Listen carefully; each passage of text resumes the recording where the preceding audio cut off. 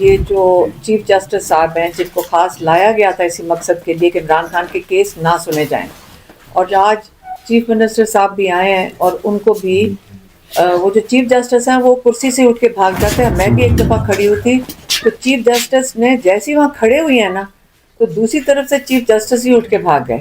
تو یہ chief justice اگر بھاگنے کے لیے آئے ہیں، میں ان کو مشورہ دوں گی کہ دیکھیں یہ کرسی کوئی بارات اور یہ گاڑیوں اور ان چیزوں کے لیے نہیں ہوتی ہے. یہ بڑی یہ مقدس ایک جگہ ہے جہاں پہ اس فورم سے عوام کو انصاف دیا جاتا ہے. آپ باہر جا کے دیکھ لیں، تاریں اس طرح لگی ہوئی ہیں، اندر اس طرح جیل بنا کر اندر بیٹھ گئے ہیں کہ یہ ایسے عدالتیں دنیا میں نہیں ہوتی ہیں. عدالتیں کھلی ہوتی ہیں، ہر انسان جا سکتا ہے ایک جج کے سامنے. تو اگر جج ہی اندر جا کے دب کے بیٹھ جائے گا تو انصاف کہاں سے ملنا ہے؟ لیکن ہم پھر بھی انہی دروازوں پہ آ کے کھڑے ہوئیں گے کیا؟ اور اس سے یہ نہیں ہو رہا کہ ہمیں انصاف نہیں مل رہا، اس سے یہ ہو رہا ہے کہ ان کی یہ ظاہر ہو رہے ہیں. پہلے ججز کے نام نہیں آتے تھے کسی کو، اس وقت جج ڈوگر کا نام سب کو آتا ہے.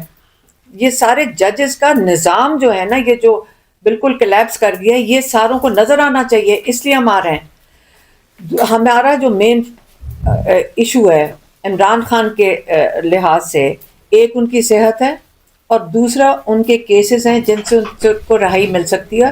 وہ ہائی کورٹ میں اس وقت لگے ہوئے ہیں. اور جو ہم جو پچھلے ہفتے محسن نقوی کی میں بات کر لوں کہ جس نے آ کے پریس کانفرنس کی تھی، محسن نقوی نے آ کے کہا کہ پارٹی ہمارے ساتھ ہے. کس چیز میں؟ عمران خان کی صحت کے اوپر فیصلہ کرنے کے لیے.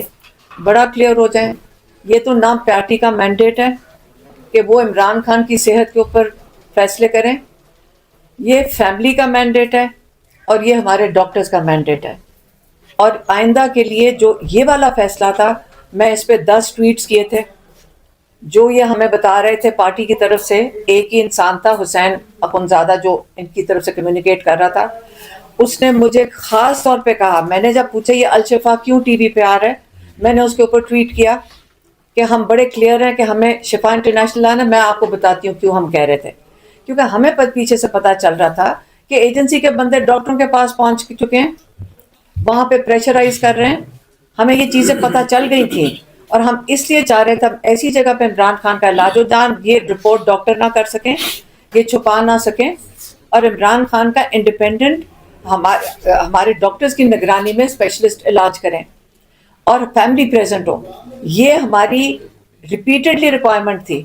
اور مجھے کہا گیا، یہ حسین اخنزادہ نے کہا، میں نے کہا یہ الشفا آ رہا ہے، یہ پھر سے غلط آ رہا ہے. میں نے ٹویٹ کیا.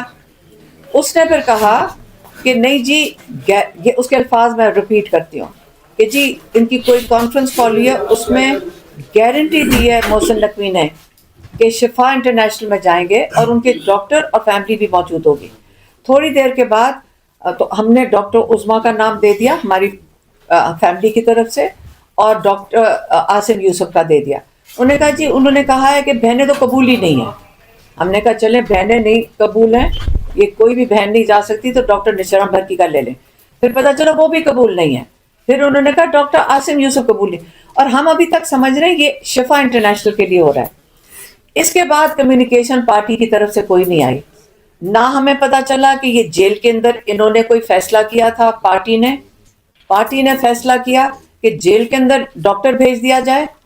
ہمیں کچھ نہیں پتہ چلا جب تک عاصم یوسف سے ہماری بات نہیں ہوئی ہے رات کو.